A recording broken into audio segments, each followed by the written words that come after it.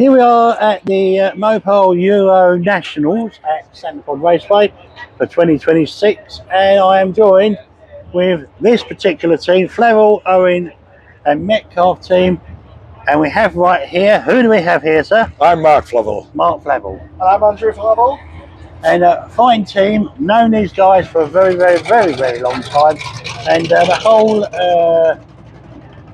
sort of persona of these guys is just amazing racing all the way through your career and the whole lot, and obviously with the Owen and Metcalf crew as well.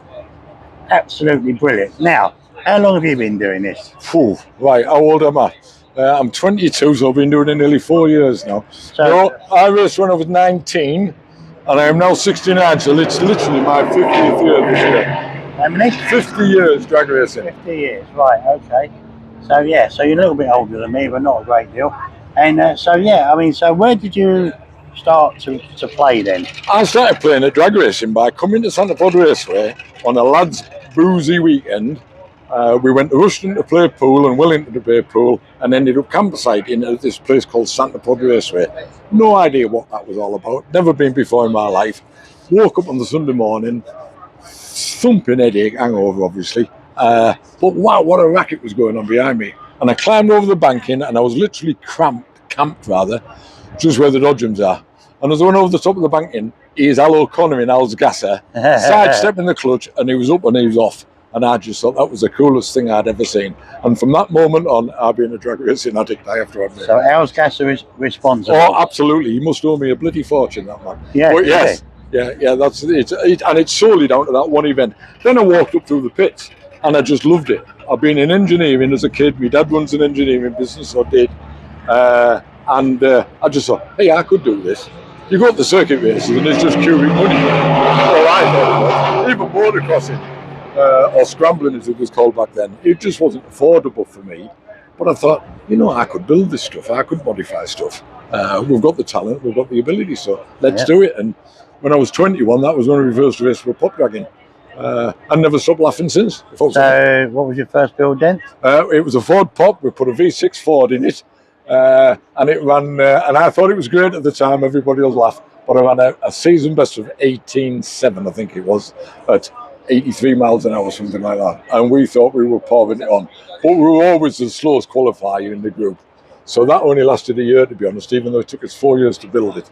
And at the end of that year, we cut it all up, and we bought an old Oldsmobile Cutlass and put a 50 Oldsmobile in it. And immediately went down into the mid-12s and, started moving. So what was the class you was racing in then? It was called, the first class I ran in was JCA, which was Junior Competition Altered. Right. And that was at Santa Pod Raceway.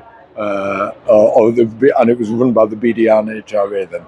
Right, yeah, okay. And then that class quickly got fragmented down into a letter, and we became ECA, which was a powder weight ratio.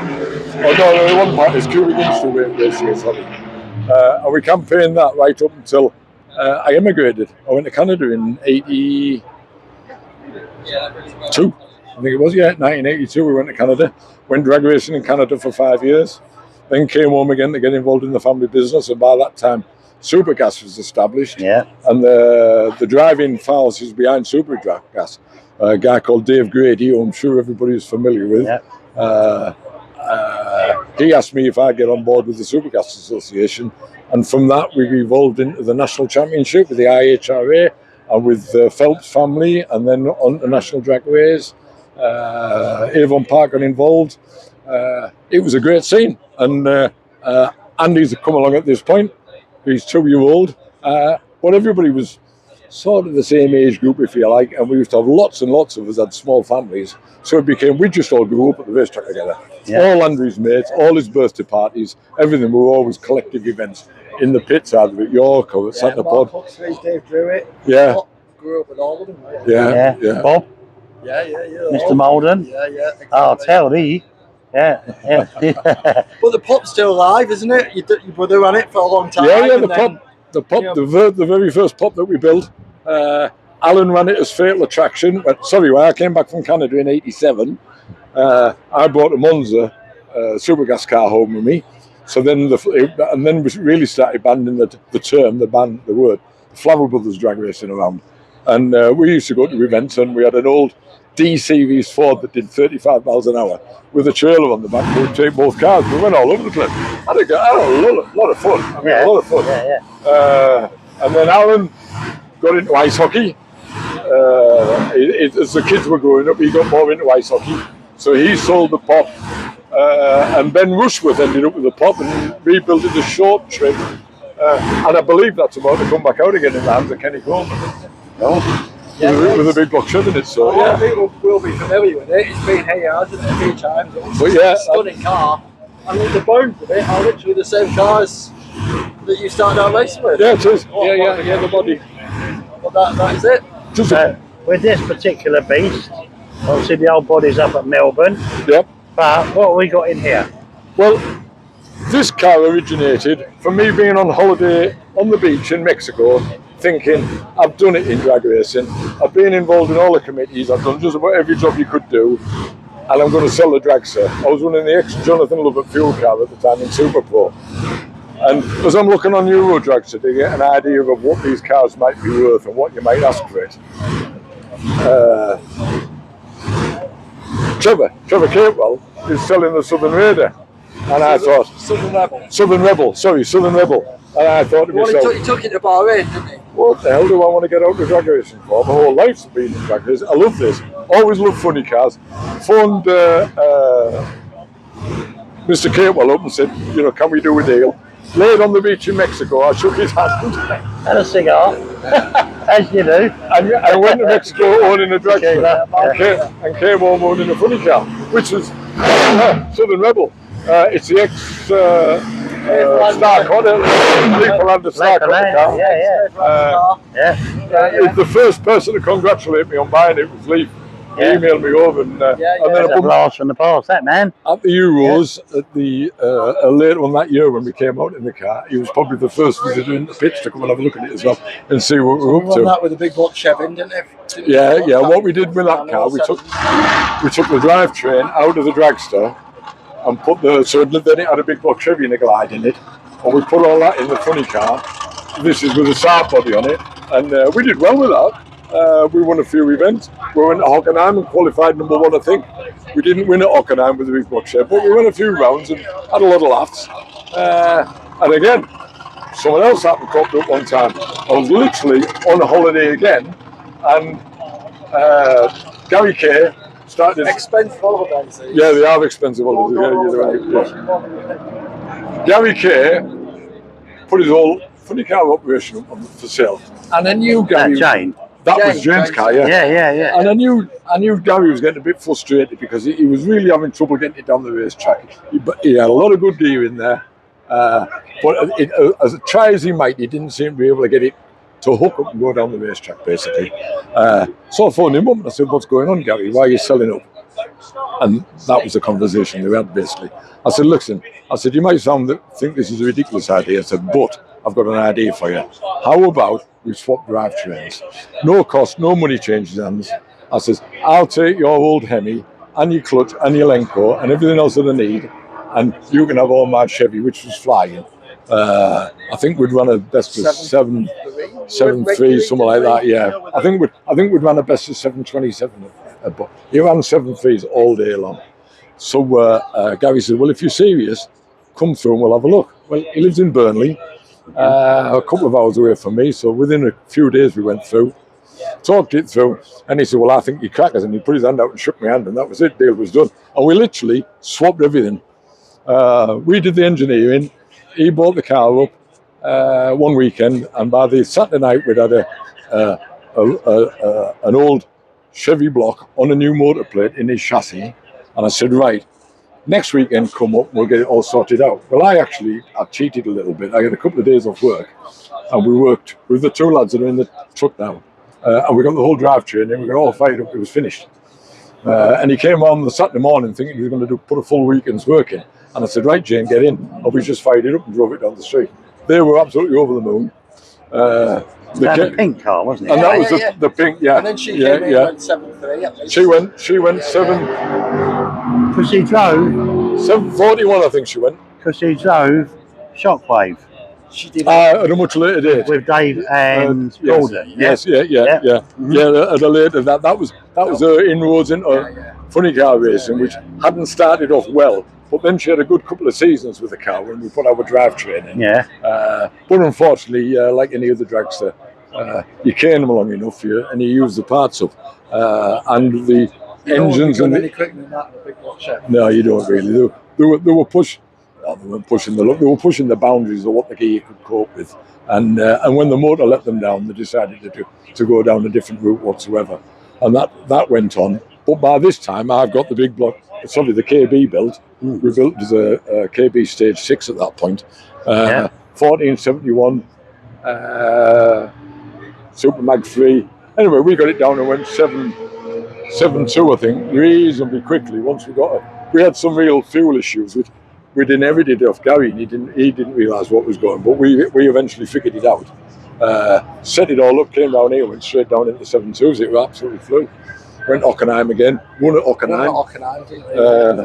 Yeah, we did very well out of that. It was a good drivetrain, but I mean, it was a good drivetrain. It was a bit of a used up drivetrain, to be honest, and it wasn't very, very reliable. And over the years, we had a clutch and a line car, which you can't bracket race a clutch and a line car. Well, much as we tried, you'd go home absolutely filthy, and every now and again, it was just inconsistent, I suppose. When you think the worst thing in drag racing is thinking you've got a handle on something, because that really means you don't know what you're doing. Yeah. So we thought we had a handle on it a few times. Only for a dragster with a 4-link or something put you out in our block, because it's just super consistent. Yeah, and that's when all the kids were starting to come on board and regularly running zero lights. Anyway, whatever. But so the bottom line was, I could see the lads were getting fed up. And it was a case of let's go back to what we know, which was power glides. So I went back to JW, bought all the gear to build a really good power glide, bought the JW Ultra Bell, which is a bell housing. Yeah. Put all that together, so now the power glide bolts straight on the back of that, which bolts straight on the back of the Hemi. Put a Neil Trans converter in it and never looked back really. Yeah. It just flies. We ran the. At that point, we Oldsmobile Achieve. I was trying to think what the body was when we were running it as a Oldsmobile. Yeah. Or as a Saab rather. It was actually an Oldsmobile Achiever, but that body died, cracking all over the place. So then we put a Firebird body on it, which is the one that you're referring to, that's up on the roof, up at Melbourne as an advertising thing. Ex-Jim Dunn car, wasn't it? Yeah. Still in pretty good shape, to be honest. Our Hoffman New nice car that was. Then it was a Mongoose, Gary Page. Yeah. Mongoose, yeah. That was with Suzanne and that. Yeah. We couldn't believe how many layers of paint there was in that. But yes. Yeah, I bet we half the weight of that car when we took all the paint. That was, when you got it back down to carbon fibre, it was just amazing. Yeah, you could physically feel it. How much lighter it was. It was bloody amazing. And it still is. That body will run again if somebody ever wants to run it again. Somebody want to put it we had it up for sale for about a year and never got any takers. So then it ended up in a barn. And I thought, I was talking to Trevor about promoting Melbourne Raceway, which I'm very involved with. And he said, well, what do you go on the roof for that? Which is a container bit like this truck. I said, of course it will, we'll do it. So within a week, I had it all mounted up there with dummy wheels on and all the rest of it. So, yeah, it's a good. It does a job. Yeah, it is. Such a pivotal part of the track. Yeah. In the way the gantry is here. When you pull in, it's about the first thing you see. Yeah, down at Manson, they've got exactly the same. Yeah. Because it looks great. Exactly. So it looks great. Ours looks great. Sets a mood from the moment you spot it when you're walking or driving up through the pit. Sets your mood. So we're at the races. It's been a damn exciting time for yourself. All over sitting on the beach, really, in Mexico. So then, when does this young star get involved? I've been in and out the car quite a lot. What the best part of 10 years? I've never really got into the flow of running it regularly. I think the whole clutch sort of setup didn't help, and then moved away from home, and a range of reasons. But I've on and off. I mean, I'm old enough to run a shaky. That's how long have we lost shaky now? That was a long time ago. Yeah. So I've got some seat time in it shaky, but it's quite a thing to go from never racing anything at all ever to step in. Yes. In a clutch and a lane cut, you're trying to. Like, it's not exactly the starter car to go drag race. Did you? Like, sort of find the biting point, and then you've got your lane cut buttons, and you're all trying to do this at once. No, did you get any sort of supervision, learning to drive it, or is it just a family thing? Oh no, Dad's like, there you go, that's just, it. It's got 4 wheels, that's how it goes. I talked him through it and he got on with it, to be honest. And we haven't had any howlers. We haven't had any big issues. Yeah. It's a monster. There's no two ways about it. Andrew was like Jane K. When we first set Jane K up, she went down the racetrack in like a full-on funny car, and it really stepped out on her. She got off it, straightened it up, and got back on it again, and it was straight out the back door. And I think, bloody hell, she got lucky there. Then I'm talking to her, half an hour later, and she didn't get lucky at all. She just knew what she was doing. She was an automatic, natural, really good driver, Jane. Yeah. And it was impressive. And much. We went to Avon Park. Wasn't she? So. Yeah, she did really well. And everything she touched, she did all that well. Experience I never got, by the way. Never bought me a junior drag stuff. No, because he knew he was a bit further up the line. That's it. I like it. Yeah, keep going. He just cooks dinner now. Keep going. Well, that incident that Jane had, Andrew replicated years later at Avon Park when he got really badly out of shape. Nearly crossed the centre line, straightened it up and just re-hit it again and ran a PB, ET and mile an hour. And I just thought, you know what, this lad's just getting on with this job. Yeah. He didn't need me to be saying do this and this. We were he just figured it all out for himself. Before. There was an interview once, and Jim Dunn was talking to a bike at the time. He said, if you want to learn to ride something like this, you need to get the go-kart. And because it's all about the seat packs, isn't it? Yes, yeah, it is. Because it is never ever going to go straight. There's no point pretending it's going to go straight. There's no point it's going to do what you want it to do. You've got to fight it. Finesse it, but fight it all the way down. There's no point pretending. Sometimes you don't. Sometimes you just want to go in a straight line, and that's when you think, what's going wrong there? But I've gone through the last 1,000 feet here on full lock, trying to get it off the wall. And come on, God, shoots out. And it's like, thank you for that. Yeah. Sometimes you get to 1,000 feet and you really pumping that gantry hard. Yeah. You can't. It needs to be closer next time. So when you're doing this Cannonball and all that sort of it, it's a good competition that you've got running here. Some of the other teams ain't here this weekend, but you guys, obviously Mr. Reed over there, there's a few good teams. It's brilliant. There was a lot of absolutely amazing. The concept's fantastic. Yeah. It worked. But it was back in the day. Yeah, it was written back in the day. And for me, this is almost like a combination of the old Cannonball and Pro Comp. Yes. And I'm a big advocate for trying to get Pro Comp back on the scene. Seems like we've lost all the alcohol racing in the UK. Yeah. I'm not... Because you're running on that, aren't you? Or are you running on methanol? Yeah. This is methanol, yeah. Yeah, my wallet's only this big. You need a wallet this big to go into night. Like I alluded to before, you can't bracket this, and we don't have the budget, we don't have the time that you need to go top methanol racing. You need to spend tens of thousands of pounds to make that meet. So for a while there was a lot of cars around the road, a bit homeless. So it was natural to create a class that you could put all these sort of high 6-second cars into, and it's brilliant to be able to compete against the likes of Tony Betts and people like that. And on their day they'll always leave us in the dust, but they've got on their day. And the beauty with methanol is it's that little bit more reliable than the consistency that we're banking on. Yeah, we can be consistent. We feel confident we can come here and get the result. And best run out then. That's it, and that's why it's competitive. Adam's there, he can run half a second quicker than we can, and if he can do that, good up to him, but he's got to get that.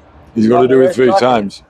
And you can't pedal it on nitro, you're hydraulicing. So we've got that advantage, and it just makes for really good competitive racing. And we've got the Nostalgia Nationals, Outlaw Drags, now the Mopars as well, obviously supporting. Yeah, they're trying to move the Cannonball back to how it should be, and there was a lot of conversations last year about bringing this back properly, and it's there now. It's great that they're doing it in the 60th anniversary as well, and tying that in, but hopefully it'll continue. See, back in the day, when the original Cannonball was going, you had Hart and Thompson, you had all of them, and there was meetings like Gary's Picnic, but all of those meetings all had this going on, and now it's making a big comeback, and I think it's great for the sport. It is great. How can it not be? It's fab. And it's a real epitome of what attracts so many people to drag racing. It's the variety of cars.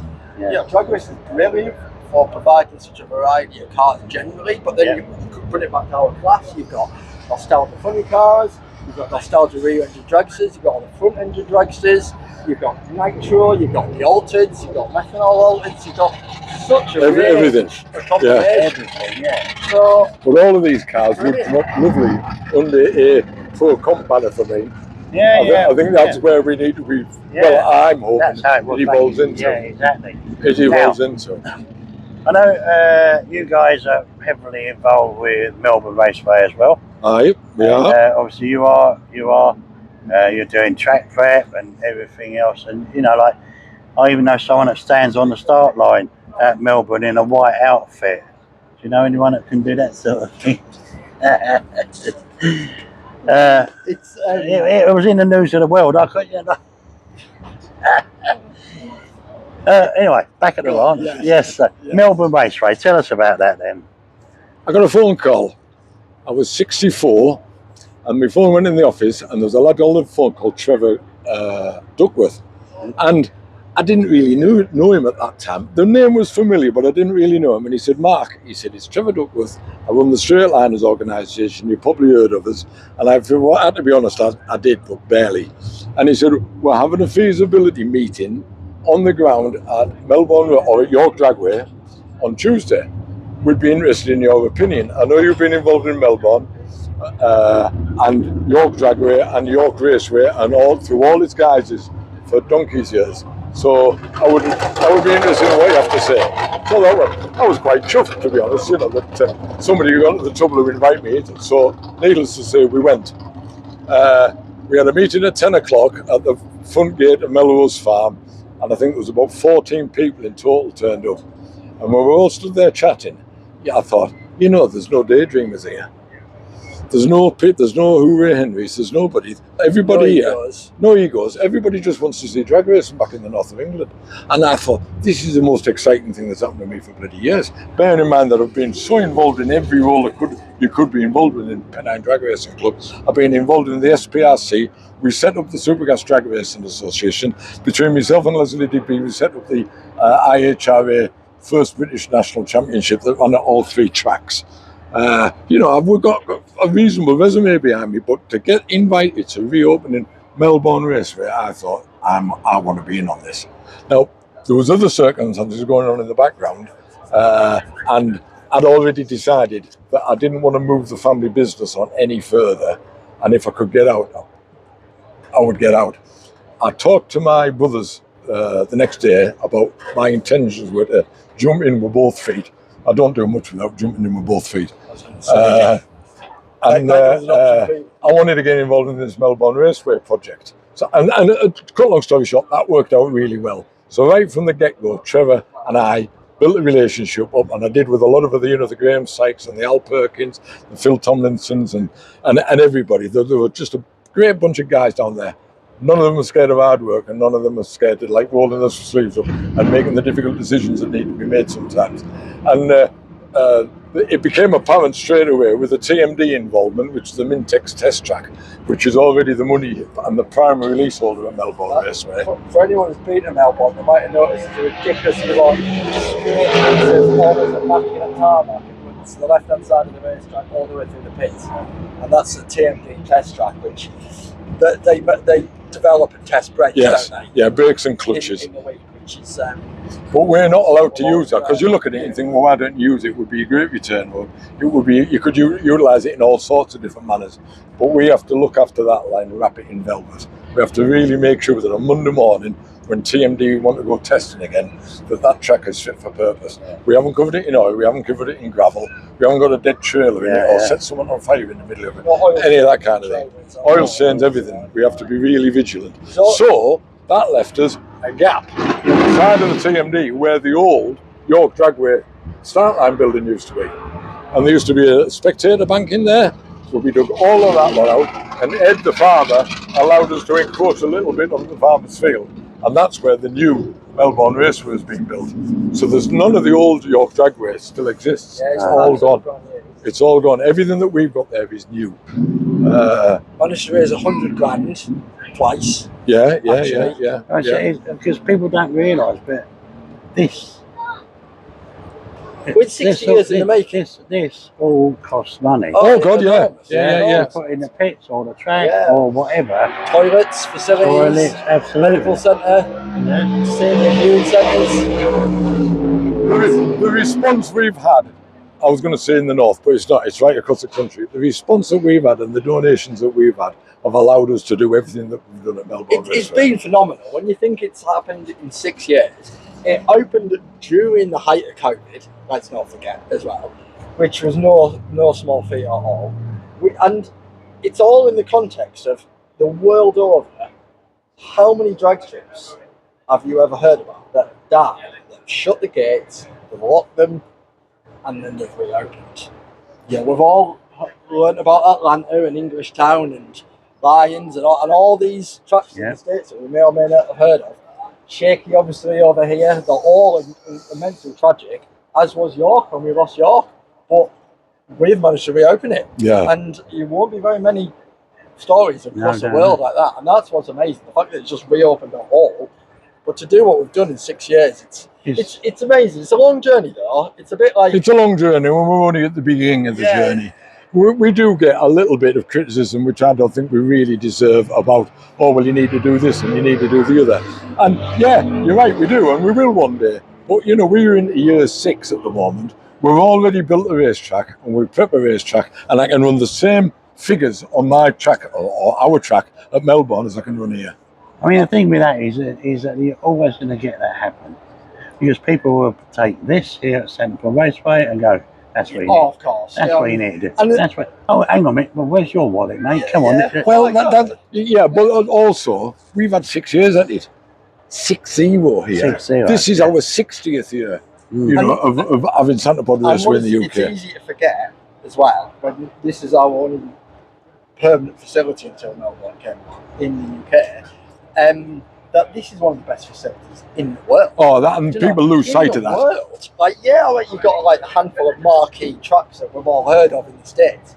You put those aside, and you've got your 2-bit track around, around any state in the US, and it's not a patch on the pod. No. And that's a massive testament to Bartlett, to every single person who's ever had anything to do with this place. Yeah. It's amazing. Definitely. But unfortunately, it does mean everyone's expectations are there. Understandably so. But Exactly. And of course, you had the support as well from here as well, and from here with Melbourne, which is fantastic as well. You know, and it's all history, and it's all history in the making. Port have been fabulous. I think it's really important to make that very clear as well. Darren Prentice, Ian Marshall, like, we couldn't have asked for anything more. If you get them on the phone, you can't get the phone down. They just want to impart their experiences, not so much the knowledge, because everything changes. But what's what you're doing here, what's what you're doing there. You know, if you do this, that'll happen. If you do the other, all sorts of stuff. You think, oh yeah, never thought about the consequences of doing one thing. It'll cause another issue. And they've been great. They're really great. They go out of the way to steer us in the right direction time and time again. Darren's been fantastic. Well, and like I say, Ian has as well.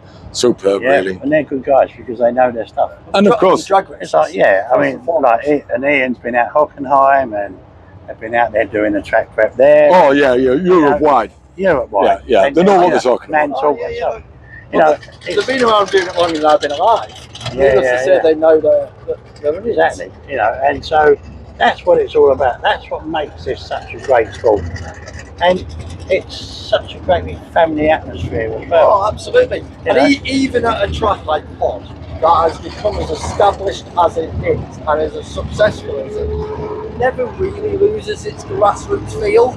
You go to a number of roundy tracks without knocking any particular one, and you don't get that grassroots family feel, and you always get it at Pod, and you certainly get it at Melbourne now.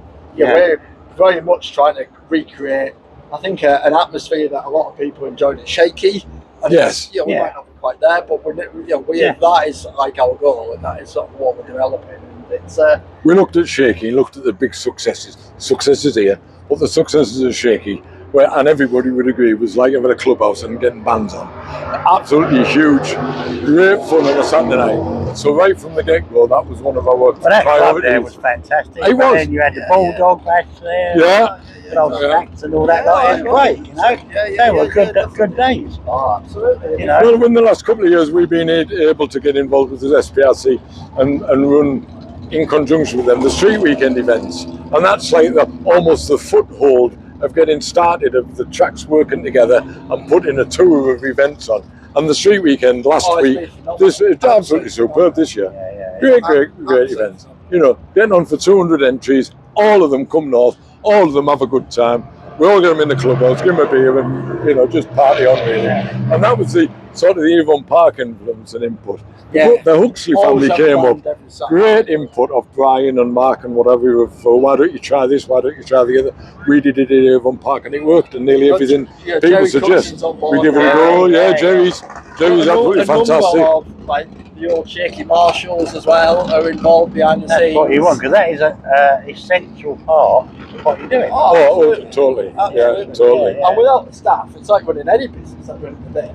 Without the staff, nothing happens.